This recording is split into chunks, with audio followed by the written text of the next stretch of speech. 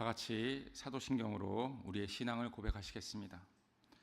전능하사 천지를 만드신 하나님 아버지를 내가 믿사오며 그 외아들 우리 주 예수 그리스도를 믿사오니 이는 성령으로 잉태하사 동정녀 마리아에게 나시고 본디오 빌라도에게 고난을 받으사 십자가에 못 박혀 죽으시고 장사한 지 사흘 만에 죽은 자 가운데서 다시 살아나시며 하늘에 오르사 전능하신 하나님 우편에 앉아 계시다가 저로서 산자와 죽은 자를 심판하러 오시리라.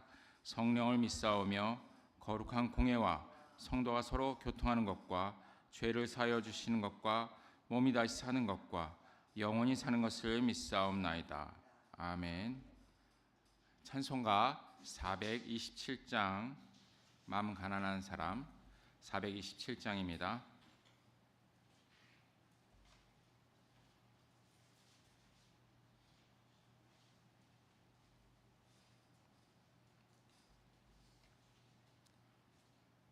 다 찾으셨으면 함께 찬양 드리시겠습니다.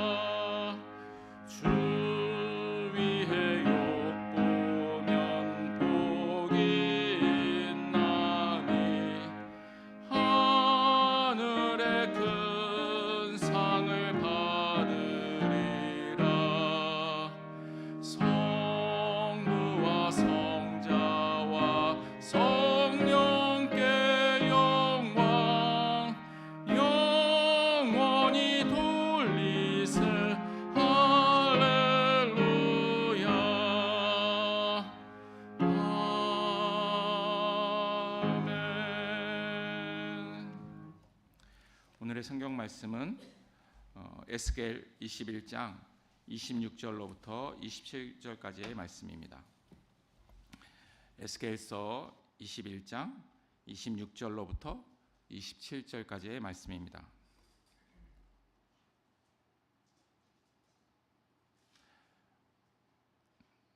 다 찾으셨으면 다 함께 봉독하시겠습니다. 나 주 하나님이 말한다. 왕관을 벗기고 면류관을 제거하여라. 이대로 있어서는 안 될 것이다. 낮은 사람은 높이고 높은 사람은 낮추어라. 내가 무너뜨리고 또 무너뜨릴 것이다. 그러나 이런 일도 다시는 있지 않을 것이다. 다스릴 권리가 있는 그 사람이 오면 나는 그것을 그에게 넘겨주겠다. 아멘. 오늘의 본문은 하나님께서 이스라엘 왕에게 너희 죄악의 행실이 드러나 피할 수 없는 최후의 형벌을 받게 되었다고 경고하시는 말씀입니다. 그 말씀 하나하나에 하나님의 분노가 절절히 느껴집니다. 하나님께서는 먼저 이스라엘 왕을 그 자리에서 내려오게 하십니다. 왕관을 벗기고 면류관을 제거하여라. 이대로 있어서는 안 될 것이다. 이스라엘 왕의 명예와 자랑을 빼앗으십니다. 그에게 그 자리, 곧 명예와 자랑이 합당하지 않다고 여기시는 것입니다. 결코 그 자리에 하나님께서는 두시지 않습니다. 하나님은 심판하실 때 그분의 공의로 심판을 하십니다. 이 공의는 로마 시대 이래로 흔히 저울로 표현되고 있습니다. 그리스 시대의 정의의 여신 디케는 칼로서 법과 정의를 표현했지만 로마 시대에 와서는 공평의 의미가 가미되어서 저울을 들고 있는 모습의 유스티치아라는 정의의 여신상이 만들어졌습니다. 그런데 하나님의 공의는 로마 시대보다 수천 년 전에 저울로 표현되었습니다. 레위기 등에 나오는데 하나님의 인도하심과 다스리심 그리고 구원하심이 그 공의에서 나오는 것입니다. 공평한 저울과 공평한 추와 공평한 에바와 공평한 흰을 사용하라.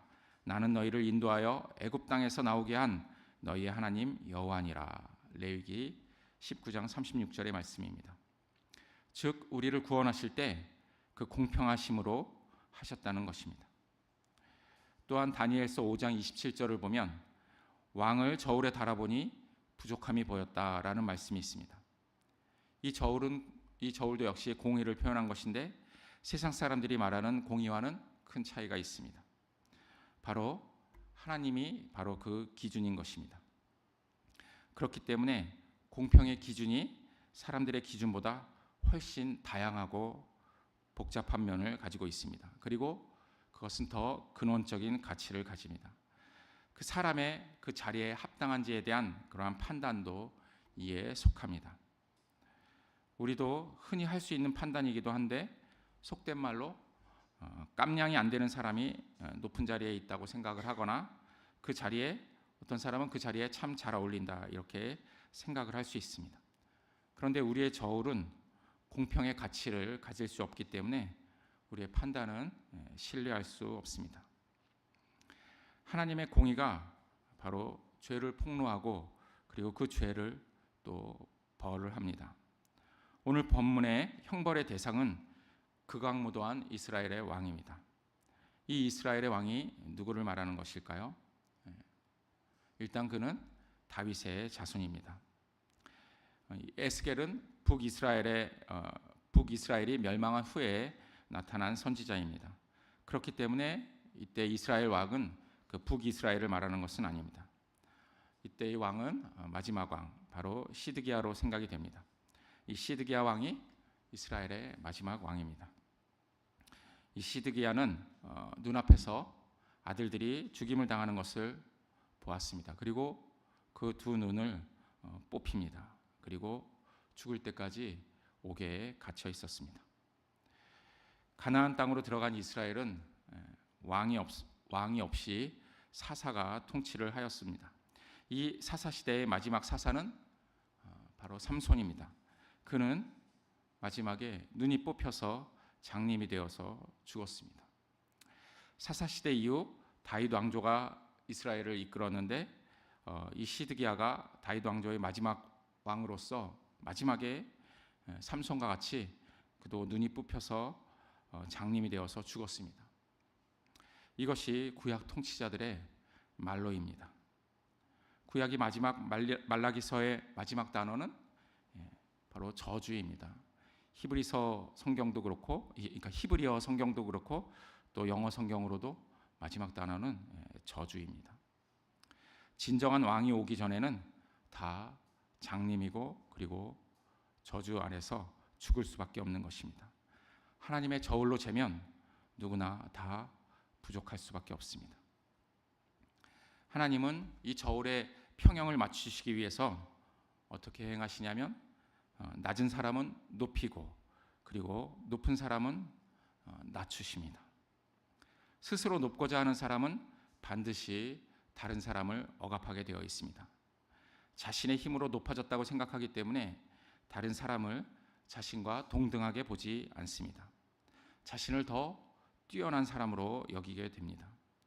하나님께서 구원을 베푸시는 방법은 바로 교만한 자를 꺾으시고 겸손한 자를 높은 곳으로 들어 올리시는 것입니다.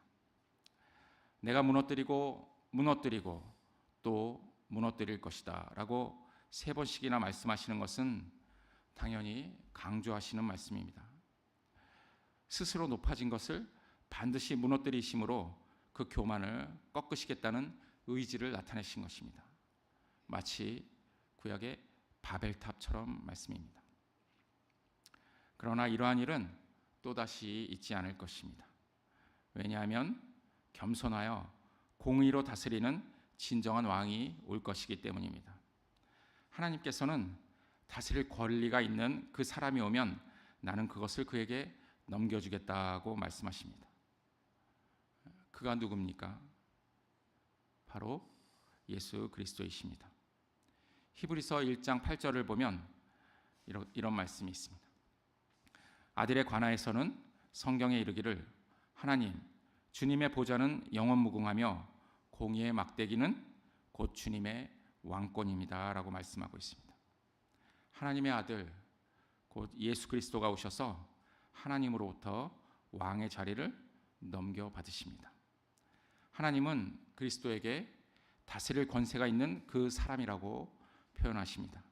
오직 그리스도 한 분만이 다스릴 권세가 있으십니다. 사무엘은 늙었고 또 그 아들들이 사사가 되어 이스라엘 백성에게 패악을 부렸습니다. 이스라엘 모든 장로가 사무엘에게 다른 나라들처럼 왕을 세워달라고 요청을 합니다. 사무엘은 이 요청을 기뻐하지 아니하였습니다. 그래서 여호와께 기도를 했는데 여호와께서 사무엘에게 이렇게 말씀하십니다. 백성이 내게 한 말을 다 들으라. 이는 그들이 너를 버림이 아니요 나를 버려 자기들의 왕이 되지 못하게 함이니라. 내가 그들을 애굽에서 인도하여 낸 날로부터 오늘날까지 그들이 모든 행사로 나를 버리고 다른 신을 섬김같이 내게도 그러하는도다. 이스라엘에게 버림받으신 하나님이야말로 진정한 왕이십니다. 그분만이 이스라엘과 온 나라와 온 우주를 다스릴 권리가 있으십니다. 만일 우리가 예수 그리스도를 우리의 주인으로 또 우리의 왕으로 모시지 않는다면 우리는 하나님을 버린 것이고 또 우상을 숭배하고 있는 것입니다. 욥기를 보면 사탄은 하나님께서 욥을 불공평하게 다른 사람들보다 더 잘 대해 주시니까 욥이 하나님을 공경하는 것이라고 하나님을 그렇게 대적하고 욥을 음해합니다. 불공평, 이것이 바로 사탄이 주장하는 그러한 말입니다. 그러나 우리의 주인이시고 왕이신 예수님께서 모든 불공평을 하나님으로부터 버림을 당하심으로 온 우주를 다스리는 공평의 호를 가지셨습니다. 그분은 우리들로부터도 버림을 당하셨습니다. 이 사건으로 이제 사탄은 그 입을 봉하게 되었습니다. 결코 하나님 앞에서 불공평을 말할 수 없게 되었습니다. 우리는 이제 사탄의 뒤를 따라서 불평과 불만을 말하는 사람들이 아닙니다. 오직 감사로 살아가는 사람들입니다. 우리의 길을 막는 큰 산과 폭풍우가 있을지라도 우리는 오직 감사함으로 산을 바다로 던지고 또 감사함으로 폭풍우를 잠잠케 하는 그러한 하나님의 자녀들이 되었습니다. 아멘.